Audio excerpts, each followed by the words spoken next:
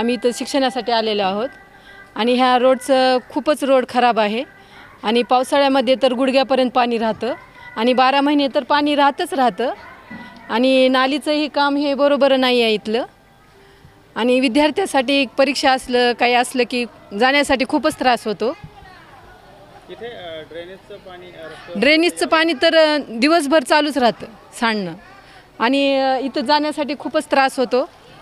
लेकरांना, वृद्ध असते, मुलं आहेत, लहान लेकरं, सगळ्यांनाच खूप त्रास आहे। काय महापालिका प्रशासनाने काय करतात का? कमीच दिसतं केलेलं, म्हणजे केलं आलं असतं तर असं पाणी राहिलंच नसतं। आपण इथं आत्ताचा व्हिडिओ पाहिला असेल, इथं 30 दिवसातनं 20 दिवस गटारीचं पाणी साचलेलं असतं। नियमितपणे आम्ही तक्रारी करत असतो महापालिकेच्या कर्मचाऱ्यांपाशी, काहीतरी येऊन चातुरमातुर काम करून जायचं। तसंच काम झालं, दुसऱ्या दिवशी परत गुडघ्या एवढं पाणी भरलं जातं आणि तत्काळ सेवा तर कोणीच आम्हाला देत नाही आहे। चातुरमातुर काम काहीतरी होतं आणि आता आम्हाला सवय झालेली आहे।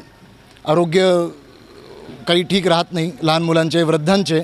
इथं शाळा आहेत, शैक्षणिक संस्था आहेत, लोक बरेच किरायानी राहतात, मध्यमवर्गीयांना पाहणारे कोणी नाही आहे। इथे जे मंजूर विकास आराखडा आहे तो विकास आराखडा फक्त महापालिकेच्या पेपरवर आहे, ॲक्च्युअलमध्ये इथं कुठलंच इम्प्लिमेंटेशन नाही आहे, कुठलंच इन्फ्रास्ट्रक्चर नाही आहे आणि आम्ही लोक त्रस्त झालेलो आहोत आता याच्यामुळे। तर महापालिकेमध्ये लोकप्रतिनिधी नाहीत याचा कुठेतरी फटका बसतो? भरपूर फटका बसतो आहे। कुठलाच अधिकारी लक्ष देत नाही।